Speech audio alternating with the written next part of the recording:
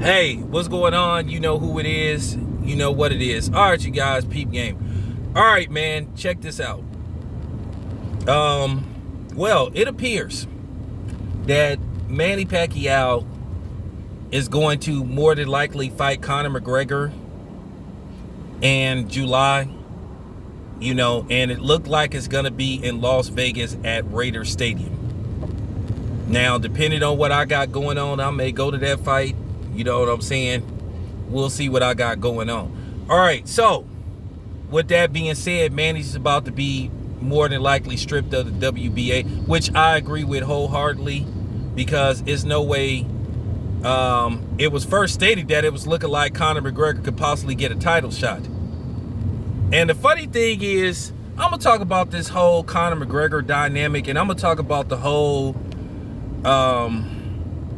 PBC top rank dynamic, and I'm basically going to explain to y'all that they all doing the same stuff, whether it's top rank, whether it's the PBC, whether it's Golden Boy, whether it's the Zone.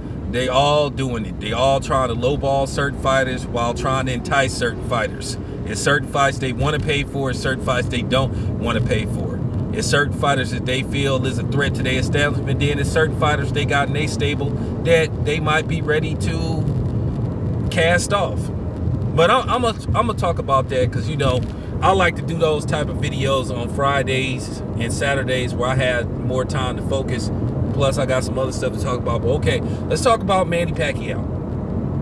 If the WBA is going to strip Manny Pacquiao of his title, Manny Pacquiao is the super champion. Ugas is the regular champion. So what could possibly happen is Ugas would be elevated to super champion, who's a PBC fighter, and then they would match him up with Errol Spence. Now, whether Bud comes into the equation or not, that remains to be seen. Because just because Errol Spence gets 3 belts doesn't mean he's going to go directly to Bud. Because then at that point, he could fight Sean Porter, possibly he could fight Keith Thurman. But I'm going to tell you something. Based off what I've heard people say out of their own mouth that has ties to Errol Spence, it's looking like the Crawford fight ain't probably ever going to happen. And that you just being taken on a ride. But I'm going to break that down. And I want y'all to understand something. When I do my videos, I'm not taking shots at other content creators for the most part. But I'm just giving y'all my truth, what I'm hearing, what I see through my own eyes. Because like I said, I'm not getting a paycheck from nobody. But anyway, let's get back to Manny Pacquiao. I digress a little bit. Let's get back to Manny. Manny does deserve to be stripped, because at the end of the day, I've said this on several occasions. If Manny Pacquiao wants to fight Conor McGregor, I'm okay with that. But I've been saying, just give up the belt, give up the title. Okay? Just give up the title.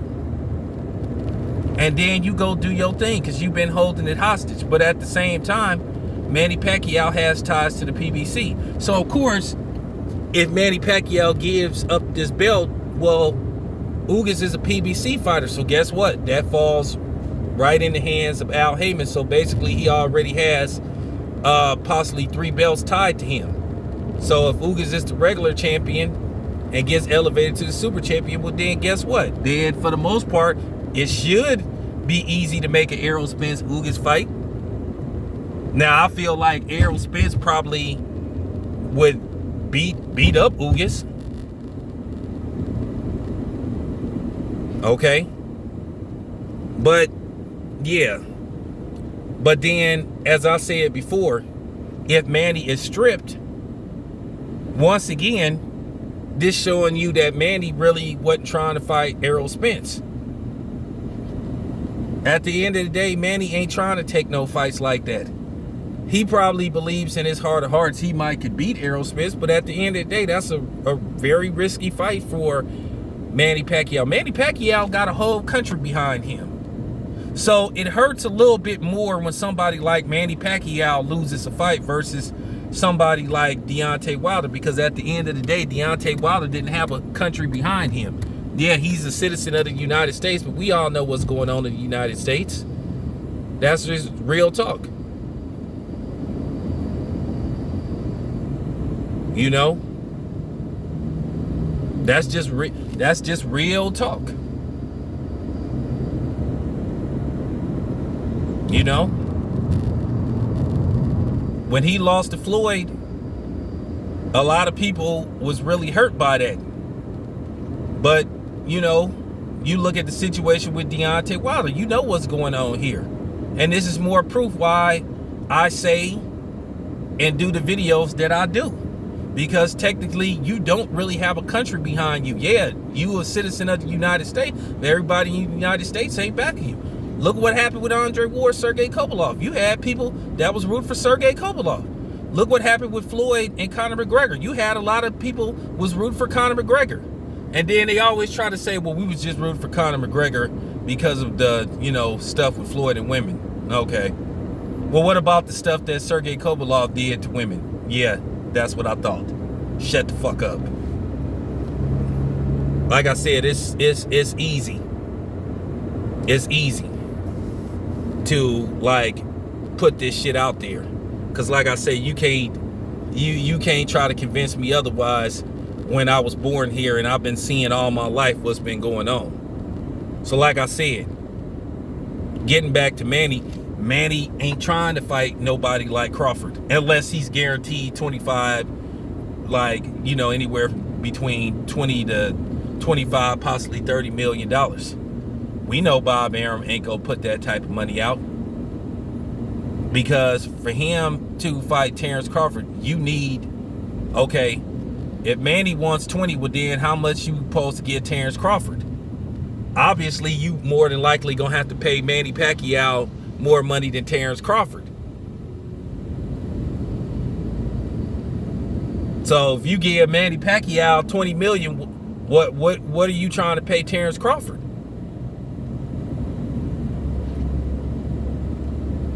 So what, you have to guarantee Terence Crawford money on the back end? So once again, you have to find a big venue to put that fight at. You got to find a place that have spectators, and it has to be on pay-per-view.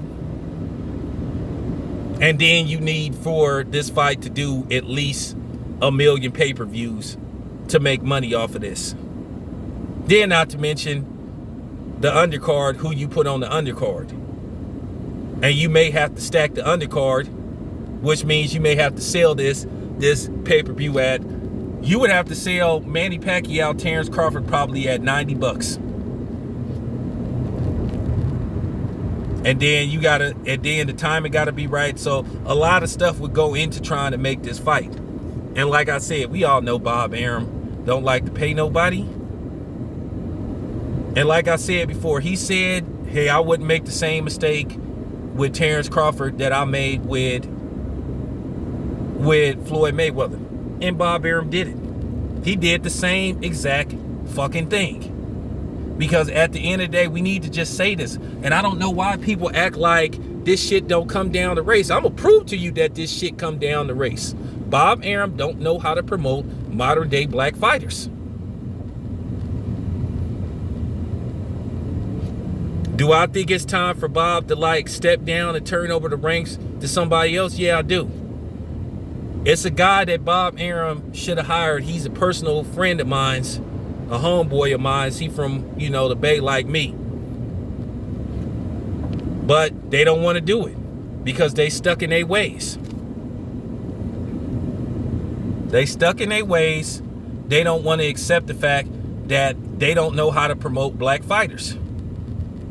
It's what I was saying about the whole thing with Master P and the Reebok thing.